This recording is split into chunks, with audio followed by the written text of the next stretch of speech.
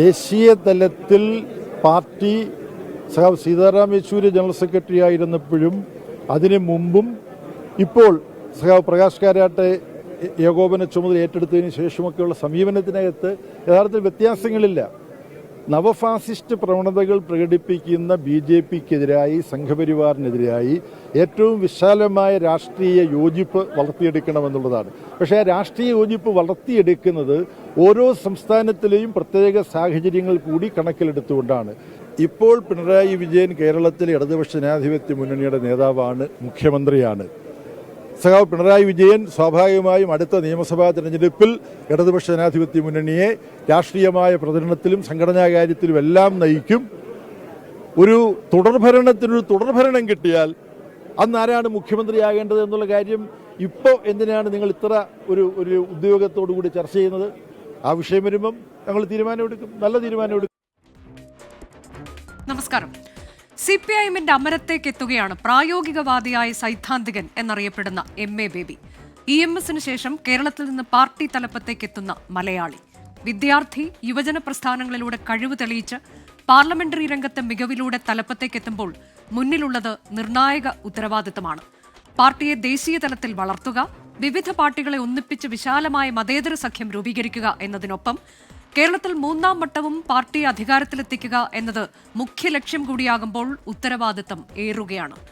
കോൺഗ്രസിനെ കേരളത്തിൽ ഒരേ സമയം എതിർത്ത് ദേശീയ തലത്തിൽ ഒറ്റക്കെട്ടായി മുന്നോട്ട് കൊണ്ടുപോവുക എന്ന അപൂർവ ദൗത്യവും പുതിയ ജനറൽ സെക്രട്ടറിയുടെ മുന്നിലുള്ള വെല്ലുവിളിയാണ്. മധുര പാർട്ടി കോൺഗ്രസിന് കൊടിയിറങ്ങുമ്പോൾ ചില അസാധാരണ നീക്കങ്ങളും നമ്മൾ കണ്ടു. കേന്ദ്ര കമ്മിറ്റിയിലേക്ക് നടന്ന വോട്ടെടുപ്പും അത് മാധ്യമങ്ങളോട് സ്ഥിരീകരിച്ച് ഔദ്യോഗിക പാനലിനെതിരെ മത്സരിച്ച നേതാവ് തന്നെ രംഗത്തെത്തിയതും പാർട്ടി കോൺഗ്രസ് ചരിത്രത്തിലെ തന്നെ അപൂർവതയായി.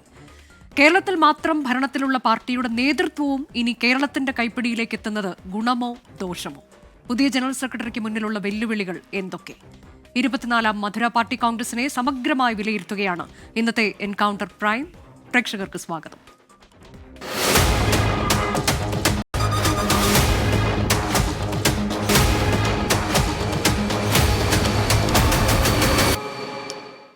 നമ്മുടെ ഇന്നത്തെ അതിഥികൾ കോൺഗ്രസ് പ്രതിനിധി അഡ്വക്കേറ്റ് അനിൽ ബോസ്, BJPയുടെ പ്രതിനിധി ശ്രീ KVS ഹരിദാസ്, രാഷ്ട്രീയ നിരീക്ഷകൻ ശ്രീ ജോർജ് പൊടിപ്പാറ, ഒപ്പം തന്നെ ഈ പാർട്ടി കോൺഗ്രസ് നടക്കുന്ന മധുരയിൽ നിന്ന് 24ന്റെ assistant executive editor Deepak Dharmadam എന്നിവരാണ്.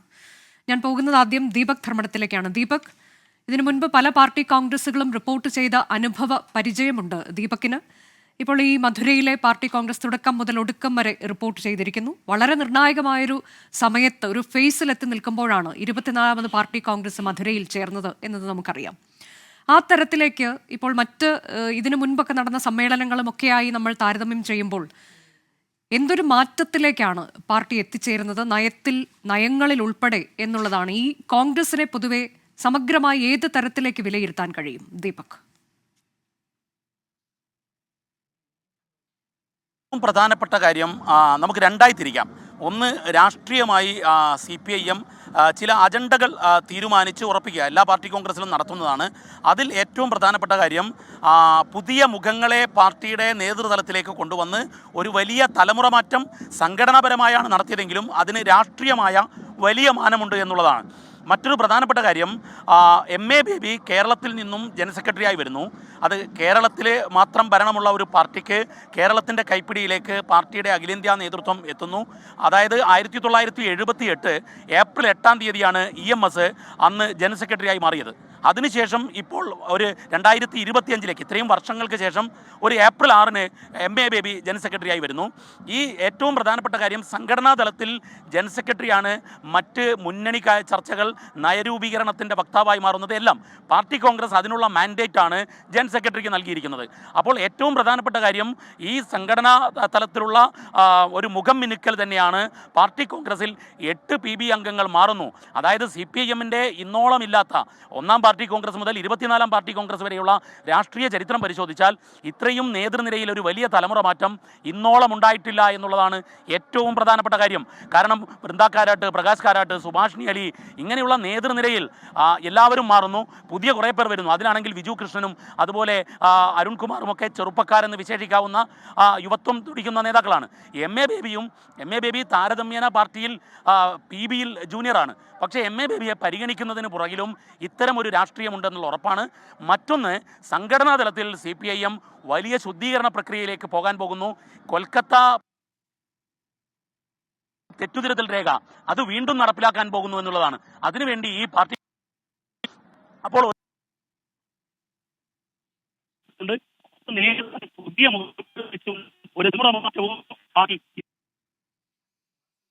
അവിടെ ചില സാങ്കേതിക പ്രശ്നങ്ങളുണ്ട്. ഞാൻ ദീപക്കിലേക്ക് എത്താം.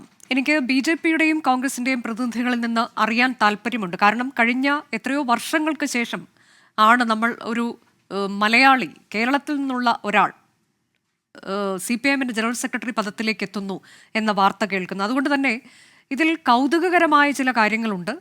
പ്രത്യേകിച്ച് ദേശീയ തലത്തിലൊക്കെ തെരഞ്ഞെടുപ്പിനെ നേരിടുമ്പോൾ അതെങ്ങനെയാകും എന്നുള്ളതിലെ കൗതുകമുണ്ട്. കേരളത്തിൽ നിന്നാകുമ്പോൾ കേരളത്തിൽ അത് ഏത് തരത്തിലേക്ക് എന്നൊക്കെയുള്ളതിൻ്റെ വലിയ കൗതുകം അവിടെ ബാക്കി നിൽക്കുകയാണ്. അങ്ങനെ ഒരു അപൂർവത എന്നത് കൂടി നമ്മൾ ഇത്തവണ എടുത്തു പറയേണ്ടുന്ന ഒന്നാണ്.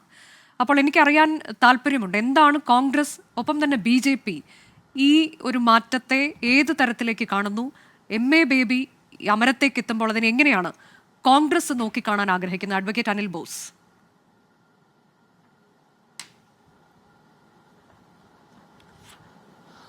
തീർച്ചയായിട്ടും ഒരു മലയാളി ദീർഘകാല ഇടവേളയ്ക്ക് ശേഷം CPIMന്റെ അഖിലേന്ത്യാ ജനറൽ സെക്രട്ടറി ആകുന്നു എന്നതിൽ കോൺഗ്രസ് പാർട്ടിക്ക്, ഞങ്ങളുടെ പാർട്ടിക്കാരുമല്ലെങ്കിൽ പോലും അതിൻ്റെ അകത്തൊക്കെ സന്തോഷമുള്ള കാര്യമാണ്.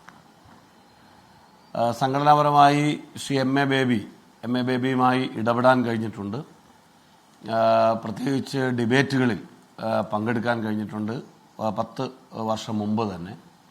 അദ്ദേഹത്തിൻ്റെ ഒരു രീതിയും പെരുമാറ്റ ശൈലിയും ഒക്കെ നമ്മൾ അടുത്തു നിന്ന് മനസ്സിലാക്കിയിട്ടുണ്ട്.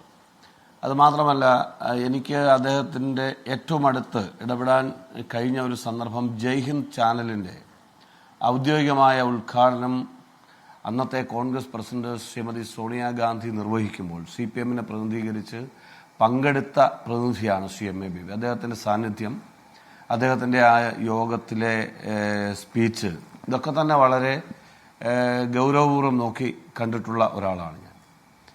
അദ്ദേഹത്തെക്കുറിച്ച് കേട്ടറിയുന്നതും കണ്ടറിയുന്നതും നമുക്ക് ഉള്ള ബോധ്യവും കുറേ ചിന്താശക്തിയുള്ള അഭിപ്രായങ്ങൾ പറയാൻ കഴിയുന്ന ഒരാളാണ് എന്നൊക്കെ തന്നെയാണ് രാഷ്ട്രീയമായി കോൺഗ്രസ് പാർട്ടിയിൽ നിൽക്കുന്ന ഒരു വ്യക്തി എന്നുള്ള നിലയിൽ എൻ്റെ വിലയിരുത്തൽ.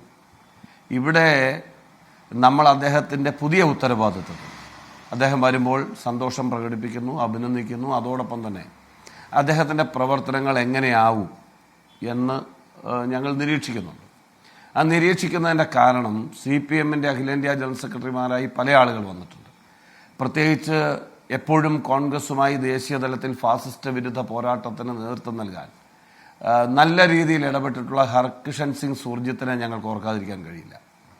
അതുപോലെ തന്നെ ഇന്ത്യ സഖ്യം എന്നുള്ള നിലയിലാണെങ്കിലും UPAയുമായി ബന്ധപ്പെട്ടാണെങ്കിലും ദേശീയ ജനറൽ സെക്രട്ടറി ആയിരുന്ന സീതാറാം യെച്ചൂരിയുടെ അദ്ദേഹത്തിൻ്റെ ഇടപെടലുകൾ ശ്ലാഘനീയമാണ്. ഇന്ത്യയിലെ പ്രതിപക്ഷ പോരാട്ടം, പ്രത്യേകിച്ച് ഫാസിസ്റ്റ് വിരുദ്ധ പോരാട്ടത്തിന് ഞങ്ങൾ വളരെ മാനിക്കുന്നതാണ്. എന്നാൽ പ്രകാശ് കാരാട്ടിൻ്റെ ശൈലി അതല്ല. പ്രകാശ് കാരാട്ട് എപ്പോഴും ഒരു സവർണ ഹിന്ദു ഫാസിസ്റ്റ് ലൈനിനോടൊപ്പം ചേർന്ന് നിന്ന് പോയിട്ടുള്ള ആളാണ്. ഇവരുടെ CPIMന്റെ കൊല്ലം സംസ്ഥാന സമ്മേളനത്തിൽ തന്നെ അദ്ദേഹത്തിൻ്റെ പ്രതികരണം ഫാസിസത്തെ സംബന്ധിച്ചും BJPയെ സംബന്ധിച്ചും ഒക്കെ നമ്മൾ കേട്ടതാണല്ലോ. അപ്പോൾ ആ ശൈലി എന്ന് പറയുന്നത് ഇന്ത്യയിലെ പ്രതിപക്ഷ പോരാട്ടത്തിനോ മതനിരപേക്ഷ നിലപാടുകൾക്കോ ചേർന്നൊരു ശൈലിയുടെ ആളല്ല പ്രകാശ് കാരാട്ട്. അതുപോലെ തന്നെ പ്രകാശ് കാരാട്ടിനൊപ്പം നിൽക്കുന്ന പിണറായി വിജയൻ്റെ സമീപനവും ശൈലിയും ഒരിക്കൽ പോലും, നമ്മളിപ്പോൾ മുഖ്യമന്ത്രിയെ വിമർശിക്കുമ്പോൾ പിണറായി വിജയൻ സർക്കാർ എന്നുള്ള നിലയിൽ വിമർശിക്കാറുണ്ട്. ഞങ്ങൾ ഭരണത്തിലിരുന്ന കാലയളവിൽ രാജീവ് ഗാന്ധി സർക്കാർ, ഇന്ദിരാഗാന്ധി സർക്കാർ, അല്ലെങ്കിൽ മൻമോഹൻ സിംഗ് സർക്കാർ, നരസിംഹറാവു സർക്കാർ, ആ നിലയിലൊക്കെയാണ് വിമർശനങ്ങൾ വരുമ്പോൾ CPIMന്റെ നേതാക്കൾ വളരെ രൂക്ഷമായി ഞങ്ങൾക്കെതിരെ പ്രതികരിച്ചിട്ടുള്ളത്. പക്ഷേ കഴിഞ്ഞ 9 വർഷക്കാലങ്ങൾക്കിടയിൽ പ്രധാനമന്ത്രിയുടെ പേരോ പ്രധാനമന്ത്രി എന്ന വാക്കോ ഉപയോഗിച്ചൊരു പ്രതിഷേധം പിണറായി വിജയനിൽ നിന്ന് നമുക്ക്, കേരളത്തിൻ്റെ മുഖ്യമന്ത്രിയിൽ നിന്ന് നമുക്ക് കാണാൻ കഴിഞ്ഞിട്ടില്ല എന്നത് വളരെ കൗതുകമുളവാക്കുന്നതാണ്. കേന്ദ്രവിരുദ്ധ സമരങ്ങൾ, കേന്ദ്രവിരുദ്ധ സമീപനങ്ങൾ, കേന്ദ്രത്തിന് ഫണ്ട് കിട്ടാത്തതുമായി കേരളത്തെ ഞെക്കിക്കൊല്ലാൻ ശ്രമിക്കുന്നു എന്നൊക്കെയുള്ള പ്രതികരണങ്ങൾ വരുമ്പോൾ 13 തവണയാണ് ഡൽഹിയിൽ നടന്നിട്ടുള്ള സമരം ഇടതുപക്ഷ മുന്നണിയുടെ സർക്കാർ മുഖ്യമന്ത്രിയുടെ നേതൃത്വത്തിൽ തന്നെ പോയി നടത്തിയിട്ടുണ്ട്. അവിടെയൊന്നും പ്രധാനമന്ത്രിയെയോ പ്രധാനമന്ത്രിയുടെ പേരോ അദ്ദേഹത്തിൻ്റെ നയങ്ങളോ ഒന്ന് പറയാൻ, പേരെടുത്ത് വിമർശിക്കാൻ പോലും തയ്യാറായിട്ടില്ല. ഉപയോഗിച്ചതൊക്കെ യൂണിയൻ ഗവൺമെൻറ് എന്നാണ്. അങ്ങനെ ഉപയോഗിക്കാൻ പാടില്ല എന്ന് ചോദിച്ചാൽ ഉപയോഗിക്കാം. പക്ഷേ അങ്ങനെ ആയിരുന്നില്ലല്ലോ CPM-ന്റെ ശൈലി. പ്രകാശ് കാരാട്ടാണെങ്കിലും പിണറായി വിജയനാണെങ്കിലും തുടർന്നു വരുന്ന നയം എന്ന് പറയുന്നത് ഈ ഫാസിസ്റ്റ് ശക്തികളോട് ചേർന്ന് നിൽക്കുന്ന സമീപനമാണ് എന്നാണ് കഴിഞ്ഞകാല ചരിത്രം ബോധ്യപ്പെടുത്തുന്നത്. അന്നൊന്നും മതിയായ മുഖ്യധാരയിൽ മുൻനിരയിൽ പൊളിറ്റ് ബ്യൂറോയിൽ ഉണ്ടെങ്കിൽ പോലും റോളില്ലാതെ, അല്ലെങ്കിൽ ഒരുപക്ഷെ അഭിപ്രായം പറയാൻ കൂച്ചുവിലങ്ങിട്ട ഒരവസ്ഥയിലായിരുന്നു ബേബി എന്ന് പലപ്പോഴും അദ്ദേഹത്തെ അടുത്തറിയുന്ന ആളുകൾക്ക്, അദ്ദേഹത്തെ മനസ്സിലാക്കാൻ, ദൂരെ നിന്നും അടുത്തു നിന്നും ഒക്കെ മനസ്സിലാക്കാൻ കഴിയുന്ന ആളുകൾക്ക് തോന്നിയിട്ടുണ്ട്. അദ്ദേഹത്തിൻ്റെ അഭിപ്രായത്തിനൊക്കെ പുല്ലുവില കൽപ്പിക്കുന്ന ഒരു സ്ഥിതിയായിരുന്നു. ഇത് പുതിയ ഭാവം, പുതിയ സ്ഥാനം, പുതിയ ഉത്തരവാദിത്വം, അതിലേക്ക് ശ്രീ MA ബേബി വരുമ്പോൾ ഇന്ത്യൻ രാഷ്ട്രീയം, പ്രത്യേകിച്ച് ഇന്ത്യ സഖ്യം നോക്കിക്കാണാൻ ആഗ്രഹിക്കുന്ന അദ്ദേഹത്തിൻ്റെ സമീപനം യെച്ചൂരിയുടെ രീതിയിലേക്കോ സുർജിത്തിൻ്റെ ശൈലിയിലോ ഒക്കെ പോകുമോ, അതോ പ്രകാശ് കാരാട്ടിനെ പോലെ പിണറായി വിജയനെ പോലെ സംഘപരിവാറുകാരൻ്റെ തടവറയിൽ നിന്ന് അവർ കോശാന പാടുന്ന സമീപനത്തിലേക്ക് പോകുമോ എന്നൊക്കെയാണ് രാജ്യം അല്ലെങ്കിൽ ഇവരെ നിരീക്ഷിക്കുന്ന ആളുകൾ കാത്തിരിക്കുന്നത്, കാണാൻ കാത്തിരിക്കുകയാണ്. അതുകൊണ്ട് അദ്ദേഹത്തിൻ്റെ പദവിയിൽ വരുമ്പോൾ അഭിനന്ദിക്കുന്നതോടൊപ്പം രാജ്യത്തെ രാഷ്ട്രീയ യാഥാർത്ഥ്യങ്ങൾ തിരിച്ചറിഞ്ഞ് മതനിരപേക്ഷ നിലപാടുകൾ ഉയർത്തിപ്പിടിച്ച് BJPയുടെ B ടീമായി പ്രവർത്തിക്കുന്നതിന് പകരം ഇടതുപക്ഷ മൂല്യങ്ങൾ ഉയർത്തിപ്പിടിച്ച ഒരു നടപടി ശ്രീ MA ബേബിയിൽ നിന്ന് പ്രതീക്ഷിക്കുകയാണ്. ഇന്ന് അത്ര മാത്രമേ നമുക്ക് പറയാൻ കഴിയൂ. വരുന്ന ദിവസങ്ങളിൽ അദ്ദേഹത്തിൻ്റെ നിലപാടുകൾ കാണട്ടെ, എന്നിട്ട് നമുക്ക് ആലോചിക്കാം. നമുക്ക് വീണ്ടും അഭിപ്രായങ്ങൾ പറയാം. വിമർശിക്കണമോ അതോ അദ്ദേഹത്തിൻ്റെ അഭിപ്രായങ്ങളെ സ്വാഗതം ചെയ്യണമെന്നൊക്കെ നമുക്ക് തീരുമാനിക്കാം. അനുജ. അതെ, ശ്രീ KVS ഹരിദാസ്, ഇപ്പോൾ ഇന്ന് അദ്ദേഹം ആദ്യം തന്നെ മാധ്യമങ്ങളോട് സംസാരിക്കുമ്പോൾ പറഞ്ഞത് നിയോ ഫാഷിസ്റ്റ് സമീപനത്തെ എങ്ങനെ നേരിടാം എന്നുള്ളതാണ് തൻ്റെ മുന്നിലുള്ള ഏറ്റവും പ്രധാനപ്പെട്ട ചോദ്യം, വെല്ലുവിളി എന്നാണ്. അതിനൊരു വിശാല മതേതര ഐക്യം, സഖ്യത്തെ രൂപീകരിക്കുക, അത് മുൻഗണനയാണ് എന്ന് പറയുകയാണ്. അപ്പോൾ കൃത്യമാണ് ഏത് തരത്തിലേക്കാണ് കാര്യങ്ങൾ പോകുന്നത് എന്നത് എടുത്തു പറഞ്ഞു കഴിഞ്ഞു അദ്ദേഹം. ശ്രീ KVS ഹരിദാസ്. അല്ല, എനിക്ക് ഞാനൊരു ഒരു ഒരു ഒരു മലയാളി എന്ന നിലയ്ക്ക് MA ബേബിയുടെ സ്ഥാന ലബ്ധിയിൽ സന്തോഷമുണ്ട്. അദ്ദേഹത്തിന് എന്തെങ്കിലും ചെയ്യാൻ കഴിയുമെങ്കിൽ നല്ലത് എന്ന് ആശംസിക്കുകയും ചെയ്യുന്നു. പക്ഷെ ഞാൻ അതിനോടൊപ്പം എന്റെയൊക്കെ മനസ്സിൽ ഓടി വരുന്ന ചില ചിന്തകള്, ഈ പാർട്ടിയെ ആർക്ക് ഇനി രക്ഷിക്കാൻ പറ്റും എന്നത് തന്നെയാണ്. CPM-ല് ജനറൽ സെക്രട്ടറി ആവാൻ ബേബി അല്ലാതെ വേറൊരാളില്ലായിരിക്കാം ഒരുപക്ഷെ. കേരളത്തിൽ നമുക്കറിയാലോ, തോമസ് ഐസക്കും P രാജീവും ബേബിയും ഒക്കെ ചേർന്ന് ഈ പിണറായി വിജയനെതിരെ ഒരു അച്ചുതണ്ടുണ്ടാക്കി പ്രവർത്തിച്ചിരുന്ന ഒരു കാലഘട്ടം. കേരളത്തിൽ അദ്ദേഹത്തിന് കാല് കുത്താൻ കഴിഞ്ഞിരുന്നില്ല PB അംഗമായിരുന്ന കാലത്ത്. വിജയരാഘവനൊക്കെ വന്ന് ഇവിടെ പല പരിപാടികളും പങ്കെടുക്കുന്നത് കണ്ടിട്ടുണ്ട്. ബേബിയെ നമ്മൾ കണ്ടിട്ടുണ്ടോ? അപ്പൊ അങ്ങനെ ഇവിടെ നിന്ന് അകറ്റി നിർത്തപ്പെട്ടിരുന്ന ഒരു നേതാവാണ്. കേരളത്തിൽ കാര്യമായ വേരുകളില്ലാത്ത ഒരു മാർക്സിസ്റ്റ് നേതാവും. അപ്പൊ അദ്ദേഹത്തിന് കേരളത്തിൽ പോലും ഒന്നും ചെയ്യാൻ കഴിയില്ല എന്ന യാഥാർത്ഥ്യം കൂടി മനസ്സിലാക്കിക്കൊണ്ട് വേണം ഈ ചർച്ച തുടങ്ങാൻ എന്നാണ് എന്റെ വിശ്വാസം. പിന്നെ രണ്ടാമത്തെ CPM എത്തി നിൽക്കുന്ന ഒരു അവസ്ഥ. കേരളത്തിൽ കഴിഞ്ഞ ലോക്സഭാ തെരഞ്ഞെടുപ്പിൽ പോലും അവർക്കുണ്ടായ പരാജയം, അവർക്കുണ്ടായ വീഴ്ചകൾ അവര് തന്നെ വിലയിരുത്തിയിട്ടുണ്ട്. നമ്മൾ വേറെ ആരുടെയും പിന്നാലെ അതിന് പോകണ്ട. ഗുരുതരമായ പ്രശ്നമാണ് പാർട്ടി അഭിമുഖീകരിക്കുന്നതെന്ന് പലവട്ടം CPM പറഞ്ഞിട്ടുണ്ട്. കൊല്ലം സമ്മേളനത്തിലും നമ്മളത് കേട്ടു. ബംഗാളില് ഞാൻ കുറച്ച് കണക്കുകളിലേക്കും കൂടി വരാം ഈ സമയത്ത്. അപ്പോഴേ അതിനൊരു ഒരു വസ്തുതാപരമായ വിശകലനമാകൂ. ബംഗാളില് 2024 തെരഞ്ഞെടുപ്പില് 5.67% വോട്ടാ CPM-ന് കിട്ടിയത്. 10-30 വർഷം ഭരിച്ചിരുന്ന ഒരു സംസ്ഥാനത്ത് അവിടെ അനിൽ ബോസിന്റെ പാർട്ടിയുടെ കൂടെ ചേർന്ന് നിന്നിട്ടാണ് ഇത്രയും വോട്ട് കിട്ടിയത്. 2019 അവർക്ക് കിട്ടിയത് 6.33%. അതിനേക്കാൾ കുറവാണ് കോൺഗ്രസ്സുകാരുമായിട്ട് ചേർന്ന് നിൽക്കുമ്പോൾ 2024 കിട്ടിയത്. 2021 നിയമസഭാ തെരഞ്ഞെടുപ്പിൽ ബംഗാളിൽ കിട്ടിയത് 4.73% വോട്ടാ. അതും കോൺഗ്രസിനോടൊപ്പം ചേർന്ന് നിൽക്കുമ്പോൾ തന്നെയാണ്. അപ്പോൾ ബംഗാളിൽ പോലും ഇവർക്ക് ഒന്നും ചെയ്യാൻ പറ്റാത്ത സ്ഥിതിയായി. മറ്റൊന്ന് ത്രിപുരയാണ്. ത്രിപുരയിൽ എന്താ കഴിഞ്ഞ തെരഞ്ഞെടുപ്പുകളിൽ സംഭവിച്ചതെന്ന് നമുക്കറിയാം. ത്രിപുരയിൽ 17.6% വോട്ടാണ് കഴിഞ്ഞ തെരഞ്ഞെടുപ്പിൽ അവർക്ക് കുറഞ്ഞത്. 2 ലോക്സഭാ സീറ്റും തോറ്റു. 43 നിയമസഭാ സീറ്റിൽ മത്സരിച്ചിട്ട് 11 ജയിച്ചു. അത് വേണമെങ്കിൽ ഒരു റെക്കോർഡാണ്. കാരണം ബംഗാളിൽ 0 അവരുടെ MLA-മാരുടെ കണക്ക് സ്ഥിതി. MP-മാരും ഇല്ല അവിടുന്ന്. പഴയ കാലത്ത് കമ്മ്യൂണിസ്റ്റുകാര് വലിയ ആവേശത്തോടെ പറയാറുള്ള 2 സ്റ്റേറ്റുകളാണ് തെലുങ്കാനയൊക്കെ. സുന്ദരയ്യയുടെയൊക്കെ നാടാ. തെലുങ്കാനയില് കഴിഞ്ഞ തെരഞ്ഞെടുപ്പില് അവരെ കൂടെ കൂട്ടാൻ ഈ പറയുന്ന ഇന്ത്യ മുന്നണി എന്ന് പറയുന്നവർ തയ്യാറായോ? ഇല്ല. ആന്ധ്രയില് കോൺഗ്രസും CPI-യും CPM-ഉം കൂടി മത്സരിച്ചിട്ട് CPM 8 സീറ്റിലെ മത്സരിച്ച് 43,000 വോട്ടാ കിട്ടിയത്. CPI-ക്ക് കിട്ടിയത് 12,832 വോട്ട്. ഞാൻ ഈ കണക്കുകൾ അവതരിപ്പിച്ചത് തല ഉയർത്തി നിൽക്കാൻ കഴിയാത്ത ഒരു വല്ലാത്ത പരിസ്ഥിതിയിലാണ് ഇന്ന് CPM എത്തിപ്പെട്ടിരിക്കുന്നത്. തല ഉയർത്തി നിൽക്കാൻ പറ്റാത്ത അവസ്ഥയിൽ. ഞാൻ ഒരു കാര്യം കൂടിയാണ് അതിന്റെ കൂടെ ചേർക്കേണ്ട ഒരു കാര്യം കൂടിയാണ്. ഈ പുതിയ ജനറൽ സെക്രട്ടറി ആയിട്ട് സഖാവ് ബേബി AKG ഭവനിലേക്ക് പുതിയ കുപ്പായിട്ട് കയറി ചെല്ലുമ്പോൾ അദ്ദേഹത്തിന്റെ കയ്യിലുണ്ടാകുന്നത് അരിവാളും ചുറ്റികയാവില്ല.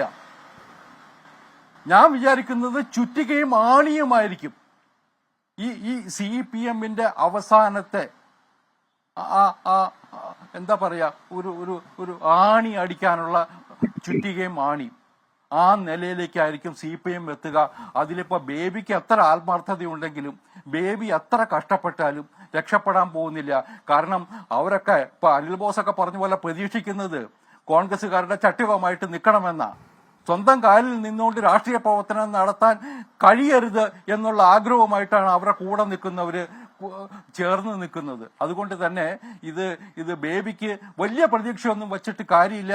ബേബിയെ കൊണ്ട് അത് ചെയ്യാനും കഴിയില്ല.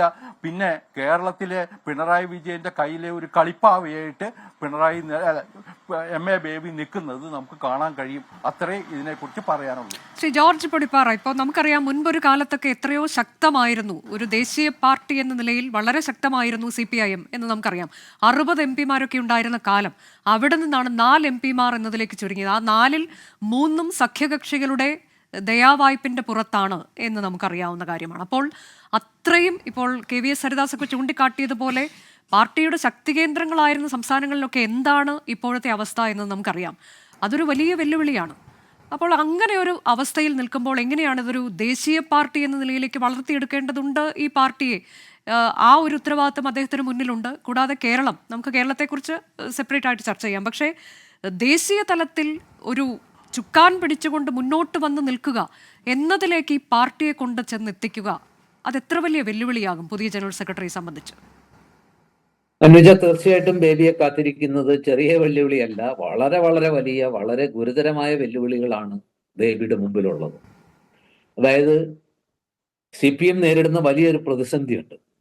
അതായത് കേരളത്തിലെ CPM-ന്റെ രാഷ്ട്രീയ താല്പര്യങ്ങളല്ല ദേശീയ തലത്തിൽ CPM പ്രതിനിധാനം ചെയ്യുന്ന രാഷ്ട്രീയ താല്പര്യങ്ങൾ. ദേശീയ തലത്തിൽ CPM-ന് മതേതര നിലപാട് ശക്തിപ്പെടുത്തി മതേതര ജനാധിപത്യ കക്ഷികളുമായി ചേർന്ന് നിന്നുകൊണ്ട് മുന്നോട്ട് പോകാനേ പറ്റുള്ളൂ. എന്ന് പറഞ്ഞാൽ CPM ഉൾക്കൊള്ളുന്നത് ഇന്ത്യ സഖ്യം എന്ന് പറയുന്ന ഇന്ത്യയിലെ പ്രതിപക്ഷ കക്ഷികളുടെ വിശാലമായ പ്ലാറ്റ്ഫോമാണ്. പക്ഷെ കേരളത്തിലേക്ക് വരുമ്പോൾ CPM നേരിടുന്നത് ആ ഇന്ത്യ സഖ്യത്തിന് നേതൃത്വം നൽകുന്ന കോൺഗ്രസ്, ഇന്ത്യൻ നാഷണൽ കോൺഗ്രസ് ആണ് കേരളത്തിൽ അവരുടെ മുഖ്യ രാഷ്ട്രീയ ശത്രു. അപ്പൊ ദേശീയ തലത്തിൽ BJP എന്ന മുഖ്യ രാഷ്ട്രീയ ശത്രുവിനെ പ്രതിഷ്ഠിക്കുമ്പോൾ ആ പാർട്ടിക്ക് ഏറ്റവും ശക്തിയുള്ള, സ്വാധീനമുള്ള, അവർക്ക് ഭരണമുള്ള ഏക സംസ്ഥാനമായ കേരളത്തിലേക്ക് വരുമ്പോൾ ഈ മുഖ്യ രാഷ്ട്രീയ ശത്രുവിന്റെ സ്ഥാനത്ത് BJPക്ക് പകരം കോൺഗ്രസിനെ പ്രതിഷ്ഠിക്കേണ്ട ഒരു നില വരുന്നു. ഇത് CPM നേരിടുന്ന വലിയ ഒരു പ്രതിസന്ധിയാണ്. അതായത് ഏത് രീതിയിൽ ഈ രാഷ്ട്രീയ സമസ്യയെ CPM എങ്ങനെ നേരിടുന്നു? ഇത് വളരെ കുറെ കാലമായിട്ട് ഇവർ അഭിമുഖീകരിച്ചുകൊണ്ടിരിക്കുന്ന ഒരു വലിയ പ്രശ്നമാണ്. അതുകൊണ്ടാണ് ഈ ബി ജെ പിയെയും കോൺഗ്രസിനെയും തുല്യ അളവിൽ നേരിടേണ്ടി വരുന്ന ഒരു അവസ്ഥ കേരളത്തിലുള്ളപ്പോൾ പാർട്ടിക്ക് ഏറ്റവും ശക്തിയുള്ള കേരളത്തിൽ നിന്നുള്ള എം.എ. ബേബിയെ സംബന്ധിച്ചിടത്തോളം ഈ കേരളത്തിന്റെ താല്പര്യങ്ങളും സംരക്ഷിക്കണം, ദേശീയ തലത്തിൽ ഈ പാർട്ടിയുടെ ഐഡന്റിറ്റി നിലനിർത്തുകയും വേണം. അതുകൊണ്ടാണ് നിയോ ഫാസിസ്റ്റ് നിലപാടുകൾ അതിനെതിരെ അതിനെതിരെ അതിശക്തമായ ഒരു മുന്നണി രൂപീകരിച്ച് അതിനെതിരായ ഒരു രാഷ്ട്രീയ അണി രൂപപ്പെടുത്തുക എന്നതാണ് ഏറ്റവും വലിയ വെല്ലുവിളി, അല്ലെങ്കിൽ ഏറ്റവും വലിയ ചരിത്ര ദൗത്യം എന്നൊക്കെ എം.എ. ബേബി പറയുമ്പോഴും കേരളത്തിലേക്ക് വരുമ്പോൾ അദ്ദേഹത്തിന് ആ നിലപാട് അതേപടി അനുവർത്തിക്കാൻ പറ്റില്ല. കാരണം ഇവിടെ ഈ പറയുന്ന അദ്ദേഹം നേതൃത്വം നൽകുന്ന CPM എന്ന് പറയുന്ന പാർട്ടി മുന്നണി, ആ CPM നേതൃത്വം നൽകുന്ന ഇടതു മുന്നണി എന്ന് പറയുന്ന ആ പ്ലാറ്റ്ഫോമിന് ഇവിടെ മുഖ്യ ശത്രു കോൺഗ്രസ് ആണ്. ഇവിടെ അധികാരം നിലനിർത്താൻ അവർക്ക് എതിരിടേണ്ടതും പോരാടേണ്ടതും ഈ കോൺഗ്രസുമായിട്ട് തന്നെയാണ്, അല്ലെങ്കിൽ കോൺഗ്രസ് നേതൃത്വം നൽകുന്ന UDF ആയിട്ടാണ്. ഇതൊരു ചെറിയ പ്രതിസന്ധിയല്ല. ഇപ്പോ അനുജ ചൂണ്ടിക്കാണിച്ചതുപോലെ നമുക്കറിയാം, ആദ്യത്തെ നെഹ്റു മന്ത്രിസഭയിൽ നിന്ന് എടുത്തു നോക്കുക, ആ കാലഘട്ടം അന്ന് കേന്ദ്രത്തിൽ അല്ലെങ്കിൽ ലോക്സഭയിൽ പ്രതിപക്ഷ നേതാവായിരുന്നത് ഏറ്റവും വലിയ ഒറ്റക്കക്ഷിയായിട്ട് അവിടെ പ്രതിപക്ഷത്തിരുന്നത് CPM ആണ്. AK ഗോപാലനായിരുന്നു, AKG ആയിരുന്നു അന്ന് പ്രതിപക്ഷ നേതാവ്. അതിനുശേഷം നമ്മൾ കണ്ടു എത്രയോ കാലം, 35 വർഷക്കാലം, നീണ്ട 35 വർഷക്കാലം 77-ന് ശേഷം തുടർച്ചയായിട്ട് CPM ബംഗാളിൽ അധികാരത്തിലിരുന്നു. അതിനൊപ്പം തന്നെ ത്രിപുരയിൽ അതിശക്തമായിട്ട് അവർ ശക്തിപ്പെട്ടു. ത്രിപുരയിലും എത്രയോ തവണ അധികാരത്തിലിരുന്നു. എത്രയോ പ്രമുഖരായ നേതാക്കളെ ത്രിപുരയിൽ സൃഷ്ടിച്ചെടുത്തു. പക്ഷെ ഇപ്പൊ എന്താ അവസ്ഥ? ത്രിപുരയിൽ ഒരു 11 സീറ്റുകളിൽ, നിയമസഭാ സീറ്റുകളിൽ ജയിക്കുകയെങ്കിലും ചെയ്തു. ബംഗാളിൽ ഒരു നിയമസഭാ സീറ്റിൽ പോലും ജയിക്കാൻ കഴിയാത്ത അവസ്ഥ.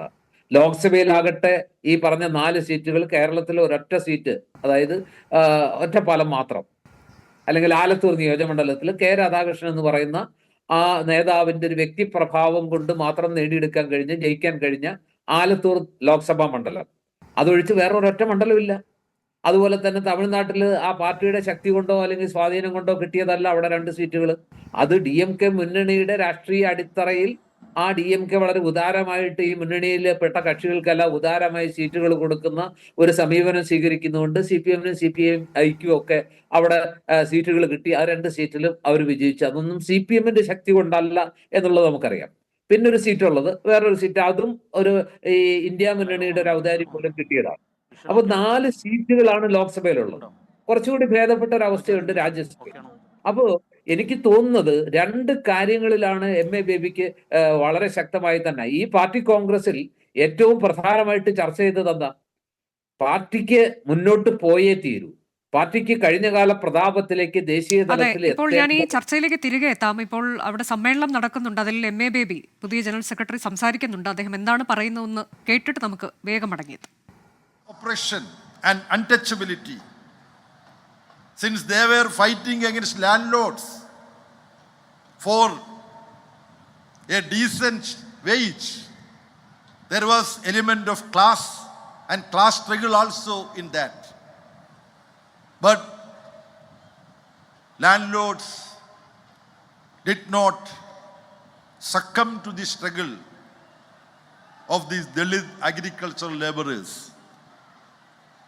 With red flag, they continued their struggle, even when they had to starve without wages, work. They continued to struggle. Then landlords conspired. They said, if you abandon flag, we will give you better wages. ചെങ്കൊടി വിടൂ, താഴെയിടൂ, കുറച്ചും കൂടി കൂലി തരാം. ഭൂവുടമകൾ പറഞ്ഞു. കീഴ്വൺമണിയിലെ ദളിത് തൊഴിലാളികൾ, കർഷക തൊഴിലാളികൾ പറഞ്ഞു, ഞങ്ങളുടെ ജീവൻ പോയാലും ചെങ്കൊടി താഴെയിടുന്ന പ്രശ്നമേ ഇല്ല. അങ്ങനെ ചെങ്കൊടിയുടെ അഭിമാനം കാത്ത പോരാളികൾ അവരെ ചുട്ടുകൊന്നു ഭൂവുടമകൾ, ചൂഷകവർഗ രാഷ്ട്രീയ പാർട്ടികളുടെ പിന്തുണയോടുകൂടി. ആ കീഴ്വൺമണിയിൽ നിന്നാണ് സഖാവ് ബിമൻ ബോസ് ഉയർത്തിയ 24-ാം പാർട്ടി കോൺഗ്രസിന്റെ തുടക്കമായി ഉയർത്തിയ ചെങ്കൊടി, സഖാവ് ജി രാമകൃഷ്ണൻ കൊടുത്ത ചെങ്കൊടി, സഖാവ് എ കെ പത്മനാഭൻ സഖാവ് ഏറ്റുവാങ്ങിയ ചെങ്കൊടി, സഖാവ് ബിമൻ ബോസ് ഉയർത്തിയ ആ ചെങ്കൊടി കീഴ്വൺമണ്ണിയിലെ കർഷക തൊഴിലാളികളുടെ, ദളിതരുടെ ജീവരക്തം പുരണ്ടതാണ്. എന്ത് പണം തരാമെന്ന് പറഞ്ഞാലും ഈ ചെങ്കൊടി ഉപേക്ഷിക്കാൻ പറഞ്ഞാൽ ഞങ്ങൾ ചെങ്കൊടി ഉപേക്ഷിക്കയില്ല എന്ന് പറഞ്ഞുകൊണ്ട് സ്വന്തം ഹൃദയത്തോട് ചേർത്ത് പിടിച്ച ആ ചെങ്കൊടി ഇന്ത്യയിലാകെ ഉയർത്തണം, പടർത്തണം എന്ന തീരുമാനമാണ് 24-ാം പാർട്ടി കോൺഗ്രസ് കൈക്കൊണ്ടിട്ടുള്ളത്.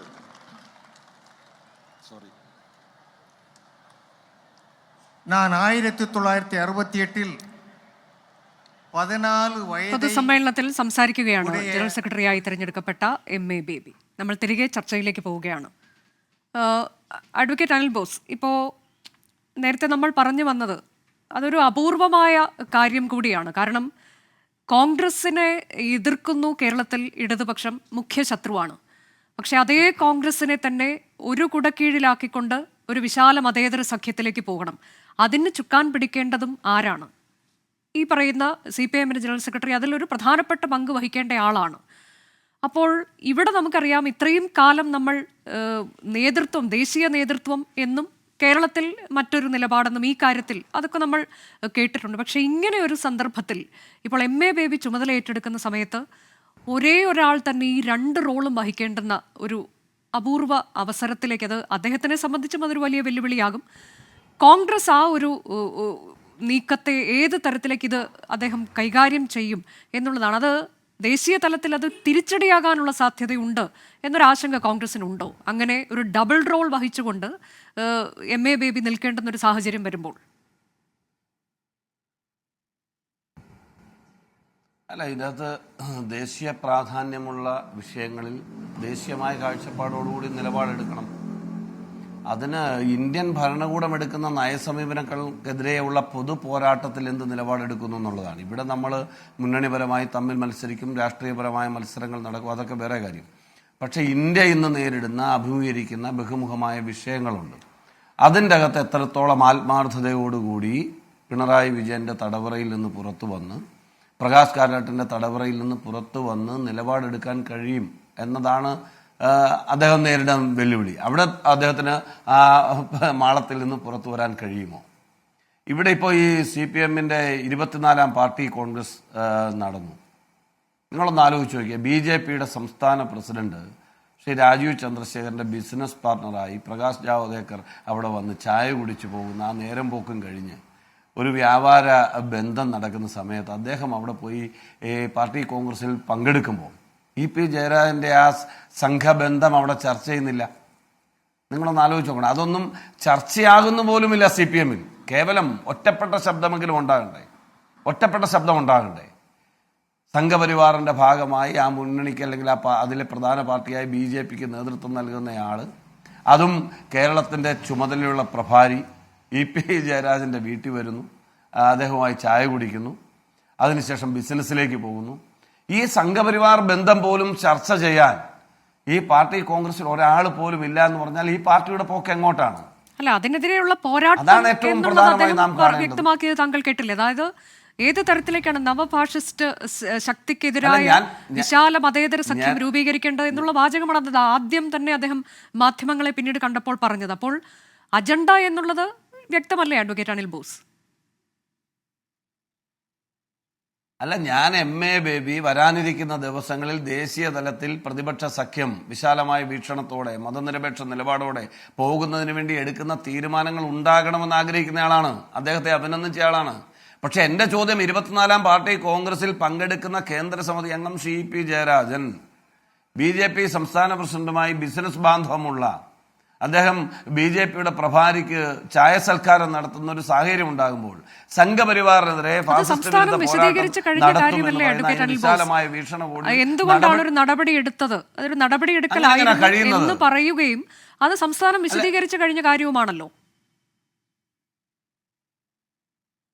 അല്ല, നമ്മൾ കാണേണ്ട കുറേ കാര്യങ്ങളില്ലേ? ഓരോ കാര്യങ്ങളും എടുക്കും. ഞാൻ ഓരോ കാര്യങ്ങളിലേക്കും അളന്നു കുറിച്ച് പോകാനല്ല. പഴയ കാര്യങ്ങൾ ചർച്ച ചെയ്യാൻ പാടില്ലെന്ന് അനുജയ്ക്ക് നിർബന്ധമുണ്ടോ? പഴയ കാര്യങ്ങൾ രാഷ്ട്രീയ ചർച്ച നടക്കുമ്പോൾ അത് ഓർമ്മിപ്പിക്കണ്ടേ?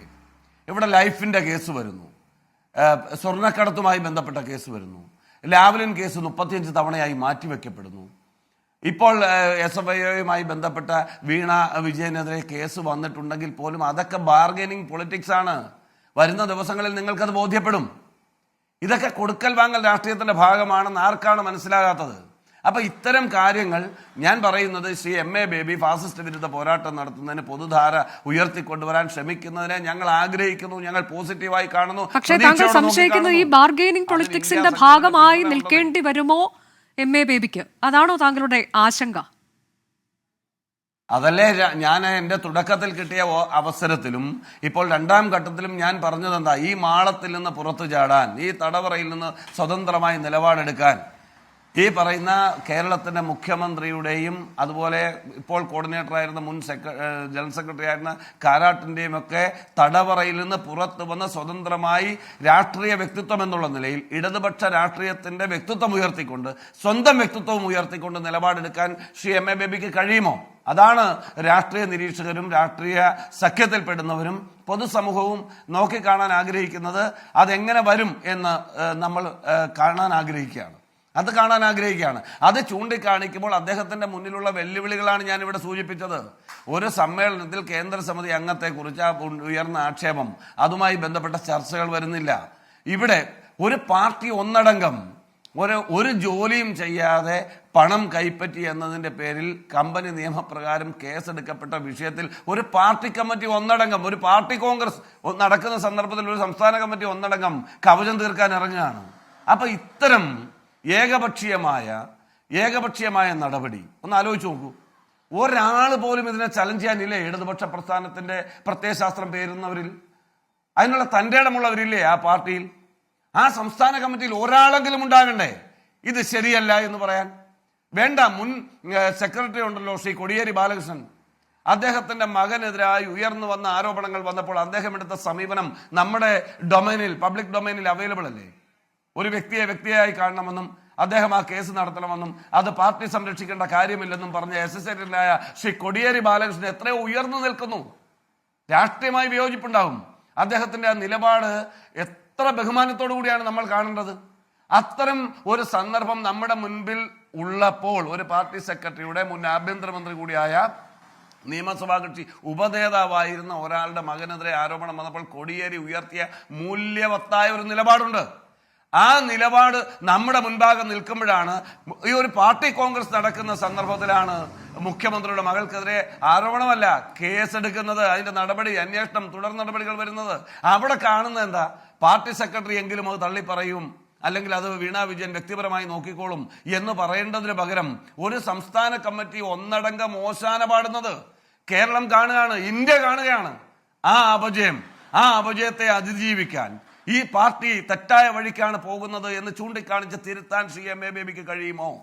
അദ്ദേഹത്തിന്റെ ഏറ്റവും വലിയ വെല്ലുവിളി അതാണ്. അല്ലാതെ കേരള സംസ്ഥാനത്ത് CPMന്റെ അല്ലെങ്കിൽ ഇടതുപക്ഷ മുന്നണിയുടെ പ്രവർത്തനം എങ്ങനെ നടക്കുന്നു എന്നതോ ദേശീയ തലത്തിൽ ഇന്ത്യ സഖ്യത്തിന്റെ ഭാഗമായി നിൽക്കുമ്പോൾ എടുക്കേണ്ട നിലപാടുകളോ അല്ല ശ്രീ MA ബേബിയുടെ മുന്നിൽ. താങ്കൾ ഇപ്പോൾ സംസാരിക്കുമ്പോൾ ഇതിൽ കേരളത്തിലേക്ക് ചുരുക്കി, ഇപ്പോ അദ്ദേഹത്തിന് മുന്നിലുള്ള വെല്ലുവിളികളിൽ ഏറ്റവും പ്രധാനപ്പെട്ട ഒന്ന് ഈ കേരളത്തിലെ കാര്യമുണ്ട്.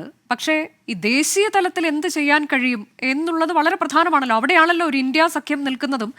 ഏത് തരത്തിലാണ് ആ വെല്ലുവിളിയെ നേരിടാൻ ഒരു മതേതര വിശാല സഖ്യം രൂപീകരിക്കാൻ അദ്ദേഹത്തിന് കഴിയുന്നത് എന്ന ഏറ്റവും പ്രധാനപ്പെട്ട ചോദ്യം, അതുമായി ബന്ധപ്പെട്ട ചോദ്യമാണ് ഞാൻ താങ്കളോട് ചോദിച്ചത്. അല്ലാതെ കേരള സെൻട്രിക്കായി നമുക്ക് സംസാരിക്കാൻ കുറെ വിഷയങ്ങളുണ്ട്. ചോദ്യത്തിന് ഞാൻ കൃത്യമായ മറുപടി പറയുന്നു. അദ്ദേഹത്തിന്റെ മുന്നിൽ 2 റോൾ മോഡലുകൾ ഉണ്ട്. അനുജ അദ്ദേഹത്തിന്റെ മുന്നിൽ 2 റോൾ മോഡലുകൾ ഉണ്ട്. മുൻ അഖിലേന്ത്യാ ജനറൽ സെക്രട്ടറിമാരായ 2 റോൾ മോഡലുകളുണ്ട്. അവർ രണ്ടുപേരും ഇന്ന് ഈ ലോകത്തില്ല. പക്ഷേ അവരെ പൊതുസമൂഹം ആദരിക്കുന്നുണ്ടെന്നേ. അതാണ് ഞാൻ ആദ്യം തന്നെ പ്രതിപാദിച്ച 2 ജനറൽ സെക്രട്ടറിമാരുടെ പേര്, ഹർകിഷൻ സിംഗ് സുർജിത്ത് ആൻഡ് സീതാറാം യെച്ചൂരി. 2 പേരുടെ പേര് ഞാൻ ചൂണ്ടിക്കാണിച്ചില്ലേ? ഇന്ത്യയിലെ മതനിരപേക്ഷ നിലപാട് ഉയർത്തുന്നതിന് സവർണ ഫാസിസ്റ്റുകൾക്ക് കീഴടങ്ങാതെ നിലപാടെടുത്ത 2 വ്യക്തിത്വങ്ങളുടെ പേരാണ്. അവരെ റോൾ മോഡലായി സ്വീകരിച്ചുകൊണ്ട് മുന്നോട്ട് പോകാൻ MA ബേബിക്ക് കഴിഞ്ഞാൽ MA ബേബിക്ക് അധികം മുന്നോട്ട് പോകാൻ കഴിയും. അതല്ല ഞാൻ നേരത്തെ പറഞ്ഞതുപോലെ ഈ കൊള്ളക്കാരുടെ തടവറയിൽ നിന്ന് അവർ പറയുന്നതിലെല്ലാം തലകുലുക്കി സമ്മതിക്കേണ്ട ഗതികേടിലേക്കാണ് അദ്ദേഹം പോകുന്നതെങ്കിൽ ചരിത്രം ഏറ്റവും പരാജയപ്പെട്ട CPM അഖിലേന്ത്യാ ജനറൽ സെക്രട്ടറി അദ്ദേഹത്തെ രേഖപ്പെടുത്തും. അതിനിടയാകാതിരിക്കട്ടെ എന്നാണ് ഇന്ത്യ സഖ്യത്തിന്റെ ഭാഗമായുള്ള ഒരു പാർട്ടി, അതിലെ പ്രധാനപ്പെട്ട പാർട്ടിയായ കോൺഗ്രസ് പാർട്ടി അതിന്റെ പ്രതിനിധിയായി ഈ ചർച്ചയിൽ പങ്കെടുക്കുന്നത് ഞാൻ ആഗ്രഹിക്കുന്നു. ശരി, തിരികെ ചർച്ചയിലേക്കാണ്. ശ്രീ KVS ഹരിദാസ്, ഇപ്പോൾ അശോക് ധാവ്ലെയുടെയൊക്കെ പേര് നമ്മൾ കേട്ടതാണ് ഒരു ഘട്ടത്തിലേക്ക്. അദ്ദേഹം കർഷക സമരമൊക്കെ നയിച്ച് അങ്ങനെ ആ തരത്തിൽ ഒരു ഇമേജുള്ള നേതാവാണ്. അവിടെയാണ് MA ബേബി തിരഞ്ഞെടുക്കപ്പെടുന്നത്. അപ്പോൾ ഒരു വിശ്വാസമുണ്ട്, ഇപ്പോൾ സീതാറാം യെച്ചൂരിയുമായി താരതമ്യം ചെയ്യുകയാണെങ്കിൽ അങ്ങനെ ഒരു ലെവലിലേക്ക് ഒരു കരിസ്മാറ്റിക് ആണോ എന്ന് ചോദിച്ചാൽ സംശയം ഉയർത്തുന്നവരുണ്ട്.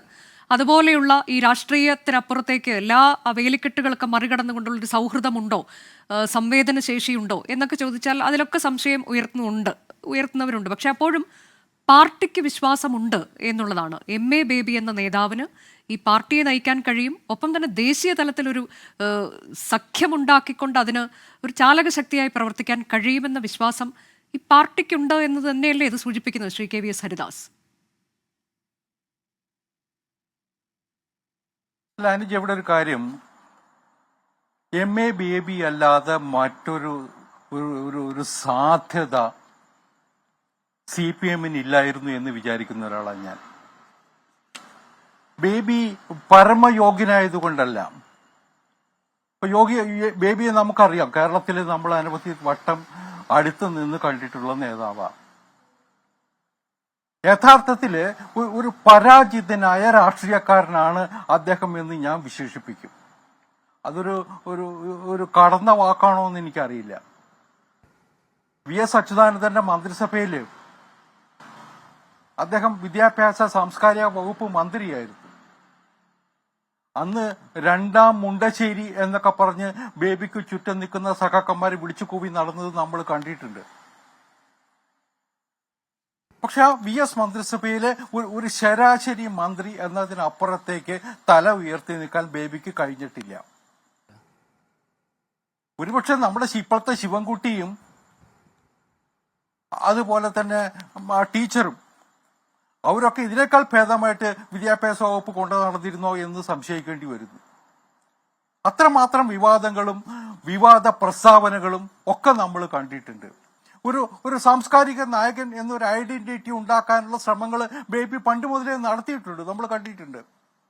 പക്ഷെ അതൊന്നും എവിടെയും ഫലവത്തായില്ല എന്നതാണ് ചരിത്രം നമ്മളെ പഠിപ്പിക്കുന്നത്.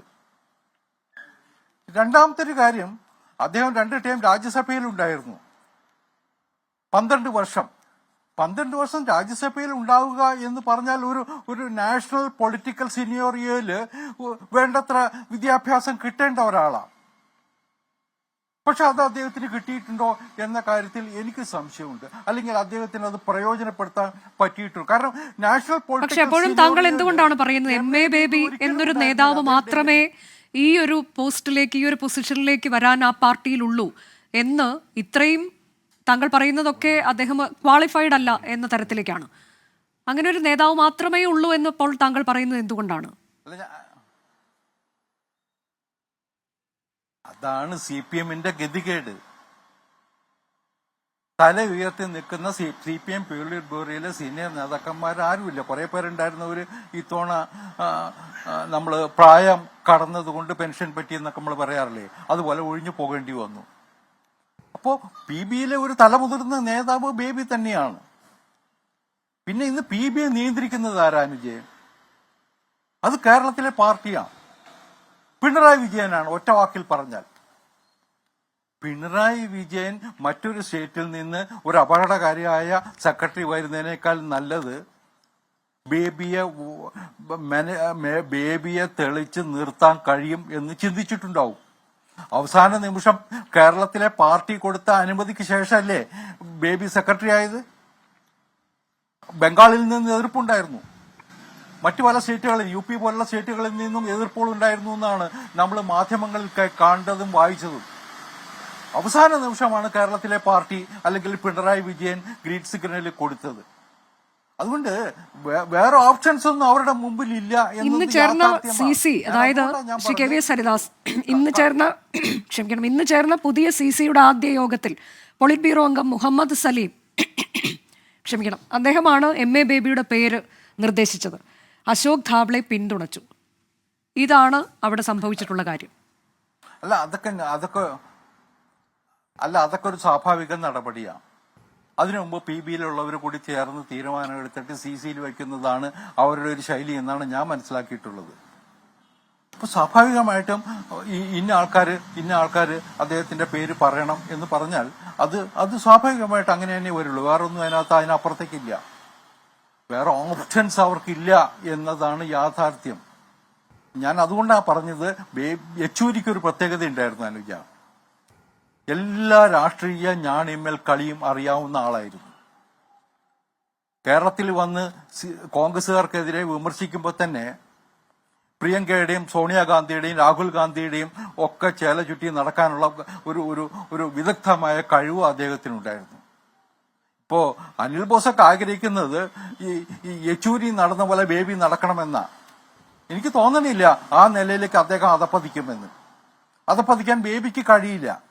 എന്തെല്ലാം പോരായ്മകളുണ്ടെങ്കിലും കേരളത്തിൽ നിന്നുള്ള ഒരു കമ്മ്യൂണിസ്റ്റുകാരൻ എന്ന നിലയ്ക്ക് ഡൽഹിയിൽ പോയിട്ട് ഈ കോൺഗ്രസുകാരുടെ കാല് നക്കി നടക്കേണ്ട അവസ്ഥയിലേക്ക് വരും എന്ന് ഞാൻ വിചാരിക്കുന്നില്ല. അതുകൊണ്ട് തന്നെയാണ് ഈ ദേശീയ രാഷ്ട്രീയത്തിൽ ഇപ്പൊ കോൺഗ്രസുകാരൊക്കെ ആഗ്രഹിക്കുന്ന ഒരു അവസ്ഥയിലേക്ക് ഇനി പ്രതിപക്ഷ സഖ്യം പോകും എന്ന് ഞാൻ കരുതാത്തതും. ഞാനൊരു രാഷ്ട്രീയ പ്രവാചകനൊന്നുമല്ല, പക്ഷെ സാമാന്യ ബുദ്ധിക്ക് തോന്നുന്ന കാര്യങ്ങൾ അങ്ങനെയാണ് എന്ന് പറയാതിരിക്കാൻ വയ്യ. ഒരു കാര്യം കൂടി ഞാൻ പറയാം. ഇപ്പൊ നേരത്തെ അനിൽ ബോസ് സംസാരിക്കുമ്പോൾ SFIO കേസിനെ കുറിച്ച് സൂചിപ്പിച്ചു. ആ SFIO കേസിൽ കോൺഗ്രസുകാരുടെ റോൾ എന്താ? കരിമണൽ കമ്പനിയിൽ നിന്ന് പണം പറ്റിയവരുടെ പട്ടിക നമ്മൾ കണ്ടിട്ടുണ്ട്. അതിൽ എത്ര കോൺഗ്രസുകാരുണ്ട്? എത്ര മുതിർന്ന കോൺഗ്രസുകാരുണ്ട്? UDF-ൽ എത്ര നേതാക്കന്മാരുണ്ട്? ആ കേസില് ഈ മുഖ്യമന്ത്രിയുടെ മകളെ പ്രതിക്കൂട്ടിൽ ചേർക്കാൻ വേണ്ടി കോൺഗ്രസിന്റെ ചില നേതാക്കന്മാർ നടത്തിയ കേസുകളുണ്ട്. തെളിവ് നൽകാതെ, ഈ UDF-ന്റെ നേതാക്കന്മാരുടെ പേര് പറയാതെ ആ കേസ് അട്ടിമറിക്കാനുള്ള ശ്രമം നടത്തിയവരാണ് ഇവര്. ഇപ്പോ ഡൽഹി ഹൈക്കോടതിയിൽ BJP നേതാവ് ഷോൺ ജോർജ് കൊണ്ട് കൊടുത്ത പരാതിയുടെ പുറത്താണ് അന്വേഷണം നടന്നതും ഈ സ്റ്റേജ് കുറ്റപത്രം കൊടുക്കുന്നതും. ശരി, അപ്പോൾ ഈ പേരിലൊക്കെ ജന്മഭൂമിയുടെ പേരും ഒക്കെ ഉണ്ടോ എന്നുള്ളത് കൂടി താങ്കളെ ഞാനൊന്ന് ഓർമ്മിപ്പിക്കുകയാണ്. ഞാൻ താങ്കളിലേക്ക് എത്താം. ശ്രീ ജോർജ് പൊടിപ്പാറ, ഇപ്പോ ഇവരൊക്കെ ചൂണ്ടിക്കാണിക്കുന്നത് പോലെ പിണറായി വിജയന്റെ ചൊൽപ്പടിക്ക് നിൽക്കുന്ന ഒരു ലീഡർ എന്ന തരത്തിലേക്ക് നമ്മൾ എം.എ. ബേബിയെ ചുരുക്കി കാണുന്നത്, അത് ഈ ഘട്ടത്തിൽ അത് എത്രത്തോളം ന്യായയുക്തമായൊരു വാദമാകും? നമുക്കറിയാം, ലോക്സഭാ തെരഞ്ഞെടുപ്പിന് ശേഷം എം.എ. ബേബി വിമർശനവുമായി രംഗത്ത് വന്നത് നമുക്ക് ഓർമ്മയുണ്ട്. ഈ തരത്തിലേക്ക് മുന്നോട്ട് പോയാൽ അത് സാധിക്കില്ല എന്ന് പറയുന്നു. വോട്ട് ചോർച്ചയെക്കുറിച്ച് പറയുന്നു. BJP-യിലേക്ക് വോട്ട് പോയിട്ടുണ്ട് എന്ന് പറയും. തൃശ്ശൂരിൽ നിന്ന് ഒരു വിജയമുണ്ടായതിനെക്കുറിച്ചൊക്കെ അദ്ദേഹം വളരെ വിശദമായി തന്നെ വിശകലനം നടത്തിയതാണ്. കോൺഗ്രസിൽ നിന്നാണ് കൂടുതൽ വോട്ടുകൾ പോയിട്ടുള്ളത്. പക്ഷേ CPIM-ൽ നിന്ന് പോലും ഇത്തരത്തിലേക്കൊരു പ്രവണത ഉണ്ടാകുന്നുണ്ട് എന്ന് വിമർശിക്കുകയും, ജനങ്ങളെ കേൾക്കണം, ജനങ്ങൾക്ക് പറയാനുള്ളത് നമ്മൾ കേട്ടിരിക്കണം, ജനങ്ങളോട് സംസാരിക്കണം, സ്വയം വിമർശനം എന്നുള്ളത് ആവർത്തിച്ച് പറഞ്ഞുകൊണ്ട് അദ്ദേഹം വിമർശനം നടത്തിയത് നമ്മൾ കേട്ടതാണ്. അപ്പോൾ അതിൽ നിന്നൊക്കെ മാറി നിന്നുകൊണ്ട് അദ്ദേഹം മറ്റൊരു നിലപാടിലേക്ക് പോകും, പ്രത്യേകിച്ച് കുറച്ചുകൂടി ഉത്തരവാദിത്തം നിർവഹിക്കേണ്ടുന്ന സാഹചര്യത്തിലെത്തുമ്പോൾ എന്ന് നമ്മൾ കരുതുന്നത് ശരിയാണോ, ശ്രീ ജോർജ് പൊടിപ്പാറ? അനുജ, ഈ ശ്രീ KVS ഹരിദാസന്റെ നല്ല സുഹൃത്താണ്. പക്ഷെ രാഷ്ട്രീയമായിട്ടുള്ള അദ്ദേഹത്തിന്റെ കാഴ്ചപ്പാടുകളുമായിട്ട് യോജിക്കാൻ ബുദ്ധിമുട്ടാണ്. അതായത് എം.എ. ബേബിയെ സംബന്ധിച്ചിടത്തോളം അദ്ദേഹത്തിന് വളരെ ഉത്തരവാദിത്തമുള്ള ഒരു ഒരു ഒരു ഒരു ഒരു തസ്തിക അല്ലെങ്കിൽ ഒരു പദവി അദ്ദേഹത്തിന് ഇപ്പോഴാണ് കിട്ടുന്നത്. അതിന് അദ്ദേഹം വിദ്യാഭ്യാസ മന്ത്രിയായിട്ടുണ്ട്, അദ്ദേഹം പോളിറ്റ് ബ്യൂറോ മെമ്പറായിട്ടുണ്ട്, രാജ്യസഭാംഗമായിട്ടുണ്ട്. ഇതൊക്കെയാണെങ്കിലും അന്ന് അദ്ദേഹത്തിന് ഈ പാർട്ടിയുടെ പേരിലുള്ള വലിയ ഉത്തരവാദിത്തങ്ങളൊന്നും അദ്ദേഹത്തിന് നിർവഹിക്കേണ്ടി വന്നിട്ടില്ല. മന്ത്രി എന്നുള്ള നിലയ്ക്ക് പിണറായി വിജയന്റെ ക്യാബിനറ്റിൽ അല്ലെങ്കിൽ VS അച്യുതാനന്ദന്റെ ക്യാബിനറ്റിൽ അദ്ദേഹം അംഗമായിരിക്കുന്നു, ചില കാര്യങ്ങൾ ചെയ്യുന്നു എന്നതിനപ്പുറത്ത് അദ്ദേഹത്തിന്റെ മാത്രം റിസ്ക് അല്ല. പക്ഷെ ഇത് മറ്റൊരവസ്ഥയാണ്. അതായത് EMS നമ്പൂതിരിപ്പാടിന് ശേഷം കേരളത്തിൽ നിന്നൊരാള് CPM പോലുള്ള ഒരു വലിയ പാർട്ടി ഇപ്പൊ ഇത്തിരി മെലിഞ്ഞിട്ടുണ്ട് എന്നുള്ള ഒരു സത്യം, എങ്കിൽ പോലും അത് അങ്ങനെ തൊഴുത്തിൽ കെട്ടാവുന്ന അവസ്ഥയിലൊന്നും അല്ല ആ പാർട്ടി നിൽക്കുന്നത് നമ്മൾ മനസ്സിലാക്കണം. കേരളം ഭരിക്കുന്ന പാർട്ടിയാണ്, കേരളത്തിലെ ഏറ്റവും വലിയ പാർട്ടിയാണ്. മാത്രമല്ല ഇന്ത്യയിൽ തന്നെ എടുത്താൽ ഏറ്റവും മികച്ച കേഡർ പാർട്ടിയാണ്. സൈദ്ധാന്തിക വിശകലനങ്ങളും അതുപോലെ തന്നെ താത്വിക വിശകലനങ്ങളും രാഷ്ട്രീയ അടവ് നയങ്ങളും തന്ത്രങ്ങളും ഒക്കെ ദേശീയ തലത്തിൽ ആ പാർട്ടിക്ക് ഇപ്പോഴും വലിയ പ്രസക്തിയുണ്ട്. നമുക്കറിയാം സീതാറാം യെച്ചൂരി എന്ന് പറയുന്ന CPM-ന്റെ ദേശീയ ജനറൽ സെക്രട്ടറി ഇന്ത്യ മുന്നണി എന്ന് പറയുന്ന വലിയ പ്ലാറ്റ്ഫോമിന്റെ രൂപീകരണത്തിന് എത്രത്തോളം രാഹുൽ ഗാന്ധിയുടെയും അതുപോലെ തന്നെ സോണിയാഗാന്ധിയുടെയും അതുപോലെ മറ്റ് ഈ പറഞ്ഞ മറ്റ് പ്രമുഖ നേതാക്കളുടെ മമതാ ബാനർജി അങ്ങനെയുള്ള നേതാക്കളോടൊപ്പം ആ ഒരു വലിയ സഖ്യ രൂപീകരണത്തിന് എത്രത്തോളം വലിയ പങ്ക് വഹിച്ചിട്ടുണ്ടെന്നറിയാം. അതിനു മുമ്പ് UPA സഖ്യം യാഥാർത്ഥ്യമാക്കുന്നതിൽ ആ പാർട്ടിയുടെ ദേശീയ അധ്യക്ഷനായിരുന്ന ഹർകിഷൻ സിംഗ് സുർജിത്തിന്റെ റോളും നമുക്ക് അറിയാവുന്നതാണ്. അപ്പൊ അതുകൊണ്ട് ഈ പറയുന്നത് പോലെ അങ്ങനെ അങ്ങ് എഴുതിത്തള്ളാവുന്ന ഒന്നിനും പറ്റാത്തൊരു പാർട്ടിയായിട്ടൊന്നും നമുക്കിതിനെ കാണാൻ പറ്റില്ല. അത്രത്തോളമൊക്കെ പോകുന്ന കുറച്ച് കടന്ന കൈയാണ്. പക്ഷെ ഇവിടെ ഈ അനിൽ ബോസ് ചൂണ്ടിക്കാണിച്ചത് ഞാൻ നേരത്തെ പറയാൻ ആഗ്രഹിച്ചായിട്ടുള്ള പ്രശ്നം, ബേബിയുടെ മുമ്പിൽ ഒരു വല്ലാത്ത പ്രതിസന്ധി ഉള്ളത് ഇതിനെ എങ്ങനെ പൊരുത്തപ്പെടുത്തും. അതായത് ദേശീയ തലത്തിൽ CPM-ന് അത് തന്നെയാണ് ഞാൻ നേരത്തെ ചോദിച്ചതും ശ്രീ ജോർജ് പൊടിപ്പാറ. ഈ ഡബിൾ റോൾ വഹിക്കുക ഈ തരത്തിലേക്കാണ്, അത് വൈരുദ്ധ്യമാർന്ന നിലപാടുകൾ സ്വീകരിച്ചുകൊണ്ട് ഒരു റോൾ വഹിക്കുക എന്നുള്ളത് അത് നമ്മൾ ഇതുവരെ കണ്ടിട്ടുള്ള ഒരു കാര്യമല്ല. ഇതിനു മുൻപ് സീതാറാം യെച്ചൂരി അത് ചെയ്യുമ്പോൾ ഇവിടെ കേരളത്തിൽ മറിച്ചൊരു നിലപാട് എന്നത് നമ്മളത് വ്യത്യസ്തമായി തന്നെ ചർച്ച ചെയ്തുകൊണ്ടിരുന്നതാണ്. ഇവിടെ പക്ഷേ MA ബേബിയെ സംബന്ധിച്ച് അതൊരു വലിയൊരു ഉത്തരവാദിത്തം എന്നത് നമ്മൾ അദ്ദേഹത്തെ സംബന്ധിച്ചാണ് അത് ഏറ്റവും വലിയ വെല്ലുവിളിയാകാൻ പോകുന്നതെന്ന് തോന്നുന്നു. MA ബേബിയെ സംബന്ധിച്ചിടത്തോളം നമ്മൾ അദ്ദേഹത്തെ അങ്ങനെ അങ്ങ് കുറച്ച് കാണണ്ട എന്നാണ്. ഇപ്പോൾ അനുജ തന്നെ ചൂണ്ടിക്കാണിച്ച കഴിഞ്ഞ ലോക്സഭാ തെരഞ്ഞെടുപ്പിന് ശേഷം അദ്ദേഹം നടത്തിയ രാഷ്ട്രീയ വിശകലനത്തിൽ ചില കാര്യങ്ങളുണ്ട്. അത് മറ്റു പലരും പറയാൻ മടിച്ച കാര്യങ്ങൾ പരസ്യമായി തന്നെ പറഞ്ഞു. CPM-ന്റെ വോട്ടുകൾ വല്ലാതെ ചോർന്നിട്ടുണ്ട്. ചില രാഷ്ട്രീയ യാഥാർത്ഥ്യങ്ങൾ CPM ഉൾക്കൊള്ളേണ്ടതുണ്ട്. സ്വയം വിമർശനത്തിന് തയ്യാറാകേണ്ടതുണ്ട്. എല്ലാം ഭദ്രമാണ് എന്ന രീതിയിൽ പറഞ്ഞാൽ എല്ലാം ഭദ്രമല്ല എന്ന് അദ്ദേഹം വ്യക്തമായിട്ട് പറഞ്ഞു. ഞാൻ വിചാരിക്കുന്നു CPM ജനറൽ സെക്രട്ടറി എന്നുള്ള നിലയ്ക്ക് ശ്രീ MA ബേബി ഇതുവരെ പിന്തുടർന്ന ഒരു സമീപനമായിരിക്കില്ല. അതായത് പിണറായി വിജയൻ അടക്കമുള്ള കേരളത്തിലെ CPM ഇതുവരെ പറഞ്ഞിരിക്കുന്ന അല്ലെങ്കിൽ CPM-നോട് പരിപൂർണ വിധേയനായി പ്രവർത്തിക്കുന്ന ഒരു ദേശീയ ജനറൽ സെക്രട്ടറി ആയിരിക്കില്ല ശ്രീ MA ബേബി എന്ന് വിചാരിക്കുന്ന ഒരാളാണ് ഞാൻ. അദ്ദേഹത്തിന് ഒരുപക്ഷെ ഇതിനു മുമ്പ് അങ്ങനെ ചെയ്താൽ അദ്ദേഹത്തിന് ഒരുപക്ഷെ വലിയ റിസ്ക് ഉണ്ടായിരുന്നു. അദ്ദേഹം എവിടെയും എത്താതെ ഒടുങ്ങിപ്പോകുമോ എന്നുള്ളൊരു ഭയം. PBയിൽ ഒരു അംഗം മാത്രമായിരുന്നു അദ്ദേഹം. അദ്ദേഹത്തിന് വലിയ റോളൊന്നും വഹിക്കാനുണ്ടായിരുന്നില്ല. പക്ഷെ ഇനി അങ്ങനെയല്ല, അദ്ദേഹമാണ് പാർട്ടിയിലെ അവസാന വാക്ക്. ഒരുപക്ഷെ പിണറായി വിജയൻ എന്ന് പറയുന്ന സംസ്ഥാന മുഖ്യമന്ത്രിയൊക്കെ ഇനി അധികം നാൾ ഇല്ല, അല്ലെങ്കിൽ അദ്ദേഹത്തിന്റെ റോൾ ഒരുപക്ഷെ ഈ ഒരു തെരഞ്ഞെടുപ്പ് കൂടി കഴിയുമ്പോഴേക്കും പുതിയ നേതൃത്വമൊക്കെ വരും. അപ്പൊ ഇപ്പോ എല്ലാ പാർട്ടിയിലും സംഭവിക്കുന്നത് പോലെ ഇപ്പൊ പിണറായി വിജയനോളമോ അതിലപ്പുറമോ ഈ പാർട്ടിയിലെ പ്രധാന അധികാര കേന്ദ്രം, പ്രധാന പദവി എന്ന് പറയുന്നത് MA ബേബിയുടെ കൈവശമാണ്. MA ബേബിയാണ് ആ പദവി വഹിക്കുന്നത്. അപ്പൊ ദേശീയ ജനറൽ സെക്രട്ടറി എന്നുള്ള നിലയ്ക്ക് അദ്ദേഹത്തിന് കൃത്യമായ അഭിപ്രായങ്ങൾ അല്ലെങ്കിൽ കൃത്യമായ തീരുമാനങ്ങൾ എടുക്കാൻ കഴിയും. അദ്ദേഹത്തോടൊപ്പം നിൽക്കുന്ന സംസ്ഥാനങ്ങളുണ്ട്. അതായത് ദേശീയ തലത്തിൽ മതേതര ശക്തികളെ കോർഡിനേറ്റ് ചെയ്ത് അതുപോലെ തന്നെ ഇന്ത്യ സഖ്യം എന്ന് പറയുന്ന മതേതര ജനാധിപത്യ കക്ഷികളുടെ ആ ഒരു പ്ലാറ്റ്ഫോമിനെ ശക്തിപ്പെടുത്തി BJP എന്ന് പറയുന്ന ഇവർ പറയുന്ന പോലത്തെ നവ ഫാസിസ്റ്റോ അല്ലെങ്കിൽ അർദ്ധ ഫാസിസ്റ്റോ അല്ലെങ്കിൽ ഒറിജിനൽ ഫാസിസ്റ്റോ എന്തുമാകട്ടെ, അതാണ് ഇന്ത്യ മഹാരാജ്യം നേരിടുന്ന, ഇന്ത്യൻ ജനാധിപത്യം നേരിടുന്ന ഏറ്റവും വലിയ വെല്ലുവിളി എന്നുള്ള നിലയ്ക്കൊരു നിലപാടെടുത്ത് ബേബി മുന്നോട്ട് പോയാൽ അദ്ദേഹത്തോടൊപ്പം ചേരാൻ ഞാൻ വിചാരിക്കുന്നു കേരളത്തിലെ പിണറായി വിജയന്റെ സ്വാധീനത്തിന് അപ്പുറത്തേക്ക് കേരളത്തിലും ആളുകൾ ഉണ്ടാവും. മുമ്പത് സാധ്യതയില്ലായിരുന്നു. കാരണം ബേബി അശക്തനായിരുന്നു, അല്ലെങ്കിൽ ബേബിക്ക് അങ്ങനെ റോൾ എടുക്കാൻ പറ്റില്ല. ഇന്നത്തെ ബേബി ആ ബേബി അല്ല. ഇന്ന് ദേശീയ ജനറൽ സെക്രട്ടറിയാണ്. അദ്ദേഹത്തിന്റെ വാക്കുകൾ പാർട്ടിയിലെ അവസാന വാക്കായി മാറാനുള്ള സാധ്യതയുണ്ട്. അദ്ദേഹത്തിന്റെ നിലപാടുകൾക്ക് രാഷ്ട്രീയ പ്രാധാന്യമുണ്ട്. ഡൽഹിയിൽ അദ്ദേഹത്തിന് വലിയ ബന്ധങ്ങൾ സ്ഥാപിക്കാൻ കഴിയും. നമുക്കറിയാം അദ്ദേഹം ഈ പറഞ്ഞ പോലെ വെറുമൊരു എന്താ പറയാ പാർട്ടിക്കാരൻ മാത്രമല്ല, അദ്ദേഹത്തിന് വിപുലമായ സാമൂഹ്യ സാംസ്കാരിക ബന്ധങ്ങളുണ്ട്. അദ്ദേഹത്തിന്റെ മേഖലകൾ വൈപുല്യമുള്ളതാണ്. അദ്ദേഹം നല്ലൊരു കലാസ്വാദകനാണ്, നല്ല രാഷ്ട്രീയക്കാരനാണ്. രാഷ്ട്രീയം വിശകലനം ചെയ്യാനും അതിനെ ചരിത്ര യാഥാർത്ഥ്യങ്ങളുമായിട്ട് പൊരുത്തപ്പെടുത്തിക്കൊണ്ട് വർത്തമാനകാല ആവശ്യങ്ങളുമായിട്ട് സമന്വയിപ്പിച്ച് മുന്നോട്ട് പോകാനുള്ള ഒരു മെയ്വഴക്കം ബേബിയുടെ ഭാഗത്തു നിന്നുണ്ടായാൽ ഇതുവരെയുള്ള ബേബിക്ക് അപ്പുറത്തേക്ക് ഒരുപക്ഷെ യെച്ചൂരിയെ പോലെ ഈ ഹർകിഷൻ സിംഗ് സൂർജിത്തിനെ പോലെ ദേശീയ രാഷ്ട്രീയത്തിൽ വലിയൊരു പങ്ക് വഹിക്കാവുന്ന നിലയിലേക്ക് ഉയരാനുള്ള പൊട്ടൻഷ്യൽ അദ്ദേഹത്തിനുണ്ട്. അതിനുള്ള ധൈര്യം, അതിനുള്ള തന്റെ ഇടം, അതിനുള്ള മെയ്വഴക്കം, അതിനുള്ള പ്രത്യയശാസ്ത്ര ദാർഢ്യം കേരളത്തിലെ ഒരു തെരഞ്ഞെടുപ്പ് വിജയത്തിന് അപ്പുറത്തേക്ക് ഇന്ത്യൻ രാഷ്ട്രീയത്തില് CPM എന്ന് പറയുന്ന പാർട്ടിയെ അതിന്റെ ഗതകാല പ്രൗഢിയിലേക്കും അതാണ് അത് തന്നെയാണ് ഏറ്റവും പ്രധാനം. എന്തൊക്കെയാണ് ഈ പാർട്ടിക്ക് ഇനി തിരുത്തേണ്ടത് എന്നതിനെ കുറിച്ച് കൃത്യമായ ബോധ്യം അദ്ദേഹത്തിനുണ്ട് എന്നുള്ളതാണ് പല ലേഖനങ്ങളിലൂടെയൊക്കെ നമ്മൾ കണ്ടിട്ടുള്ളത്. അത് തിരിച്ചറിഞ്ഞിട്ടുണ്ട് അദ്ദേഹം. പക്ഷെ അത് തിരുത്താൻ തയ്യാറാകുമോ എന്നുള്ളിടത്താണ് ഏറ്റവും പ്രധാന ചോദ്യം നിലനിൽക്കുന്നത്. ദീപക് ധർമ്മം ടെലിഫോൺ ലൈനിലുണ്ട്. ചില സാങ്കേതിക പ്രശ്നങ്ങൾ ഉള്ളതുകൊണ്ടാണ് അദ്ദേഹത്തിന് തത്സമയം പങ്കെടുക്കാൻ കഴിയാതെ പോയത്. ദീപക്, ഇപ്പോൾ ഇന്ന് നമ്മൾ കണ്ട, ഞാൻ തുടക്കത്തിൽ പറഞ്ഞതുപോലെ ചില അസാധാരണമായ കാര്യങ്ങൾ കൂടി നമ്മൾ അവിടെ നിന്ന് കണ്ടു. ഒരു മത്സരം നടക്കുന്നു CCയിൽ. അത് അസാധാരണമെന്ന് ജനറൽ സെക്രട്ടറി തന്നെ പിന്നീട് പറഞ്ഞതും കണ്ടതാണ്. അത് നൽകിയ സൂചന എന്താണ്? ഒരു ജനാധിപത്യത്തിൻ്റെ വേദി എന്നൊക്കെ മത്സരിച്ചയാൾ തന്നെ പിന്നീട് മാധ്യമങ്ങളോട് പറഞ്ഞു താൻ മത്സരിച്ചു എന്ന് അദ്ദേഹം വന്ന് സ്ഥിരീകരിക്കുകയും ഒക്കെ ചെയ്തു. വിജയിക്കില്ല എന്നറിഞ്ഞുകൊണ്ട് തന്നെയുള്ള മത്സരമാണ്. പക്ഷേ അദ്ദേഹം എന്താണ് അവിടെ ബോധ്യപ്പെടുത്താൻ ശ്രമിച്ചത് എന്നാണ് നമുക്ക് അറിയാൻ കഴിഞ്ഞത്, നമുക്ക് മനസ്സിലാക്കാൻ കഴിഞ്ഞത്.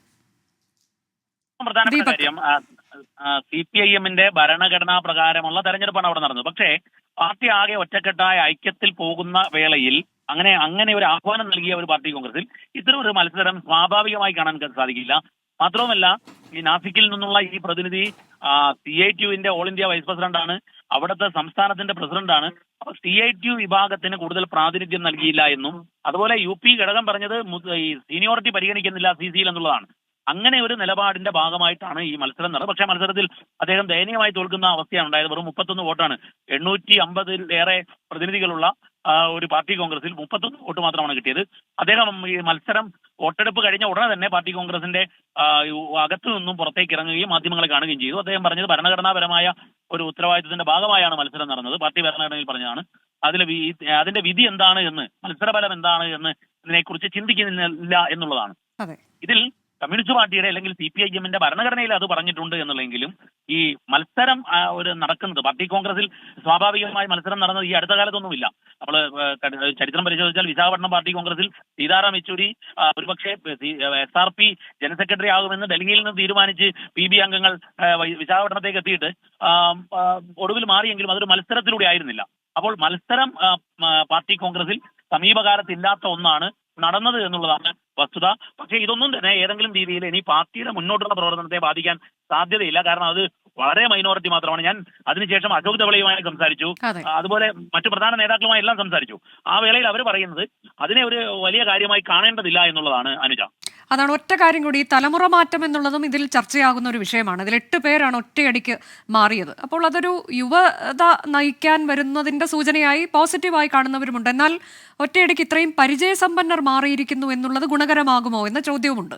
അതിനെ കൂടി ചുരുക്കി വിലയിരുത്തി പറഞ്ഞത് വളരെ നിർണായകമായ ഒരു കാര്യമാണ്. കാരണം പാർട്ടി കോൺഗ്രസിൽ യുവരക്തങ്ങൾ വരുന്നു എന്നൊക്കെ പറയുമ്പോഴും ഈ പാർട്ടി സെന്ററിനെ മാനേജ് ചെയ്ത് കൊണ്ടുപോയ വലിയ പരിചയസമ്പന്നരാണ്. പ്രകാശ് കാരാട്ട്, ബൃന്ദ കാരാട്ട്, സുഭാഷിണി അലി, അങ്ങനെയുള്ള വലിയൊരു നിര. ഏറ്റവും ഒടുവിൽ തമിഴ്നാട്ടിലുള്ള രാധാകൃഷ്ണ ഉൾപ്പെടെയുള്ള ആൾക്കാർ, ഇത്തരത്തിലുള്ള നേതാക്കൾ എല്ലാവരും, പ്രത്യേകിച്ചും മാണിക് സർക്കാർ, അപ്പൊ പരിചയസമ്പന്നർ എല്ലാം ഒരുമിച്ച് പോകുമ്പോൾ ഇതുവരെ പാർട്ടി കോൺഗ്രസിന്റെ ചരിത്രത്തിൽ ഈ 8 പേരൊന്നും ഇല്ലാതെ പുതിയ ആൾക്കാർ വരുന്ന സാഹചര്യം ഉണ്ടായിട്ടില്ല. അപ്പോൾ അതിലൊരു ആശങ്ക പൊതുവിൽ നേതൃനിരയിലുണ്ട്. കാരണം ഇതെങ്ങനെ മാനേജ് ചെയ്തുകൊണ്ടുപോകും. പക്ഷെ ആ കാര്യത്തിൽ വളരെ കൃത്യമായ നിലപാട് പാർട്ടി എടുത്തത് 75 കഴിഞ്ഞതിൽ മുഖ്യമന്ത്രി മാത്രം തുടർന്നാൽ മതി, അദ്ദേഹം മുഖ്യമന്ത്രിയുടെ പദവിയിൽ ഇരിക്കുന്നതുകൊണ്ട് മാത്രമാണ്. ഈ കാര്യത്തെക്കുറിച്ച് പ്രകാശ് സംസാരിച്ച സമയത്ത് അദ്ദേഹവും പറഞ്ഞത് മുഖ്യമന്ത്രി ആയിരിക്കുന്നു രാജ്യത്ത് ആകെയുള്ള ഒരു മുഖ്യമന്ത്രി, പാർട്ടിയുടെ ഉന്നതാധികാര സമിതി എന്നുള്ള PBയിൽ ഉണ്ടാകണം. പക്ഷേ അതേ സമയത്ത് ഞങ്ങളെല്ലാം മാറുകയാണ്, പുതിയ രക്തങ്ങൾ വരട്ടെ. ഇത് തന്നെയാണ് ബൃന്ദയും സുഭാഷിണി അലിയും പറഞ്ഞത്. ഇതിൽ 2 മിക്സഡ് ആയിട്ടുള്ള ഒരു പ്രതികരണമാണ് വരുന്നത്. പക്ഷേ അതിനെ ഓവറോൾ നോക്കുന്ന സമയത്ത് അത് ഗുണകരമായി മാറുമെന്നാണ് തോന്നുന്നത്. അനുജ, ശരി, അതാണ്. ഏതായാലും എന്തൊക്കെയാണ് ഈ പാർട്ടി നേരിടുന്ന പ്രശ്നങ്ങൾ എന്നുള്ളത് അദ്ദേഹത്തിന് കൃത്യമായി തന്നെ ബോധ്യമുണ്ട്. അത് അദ്ദേഹത്തിന് മുന്നിലുള്ള ഉത്തരവാദിത്തം വളരെ വലുതാണ്. ഒട്ടും എളുപ്പമായ ദൗത്യമല്ല അദ്ദേഹം നിർവഹിക്കാനിരിക്കുന്നത്. പട്ടുമെത്തയല്ല മുന്നിലുള്ളത്, കല്ലും മുള്ളും നിറഞ്ഞ വഴി തന്നെയാണ് എന്നുള്ളതിൽ തർക്കമില്ല.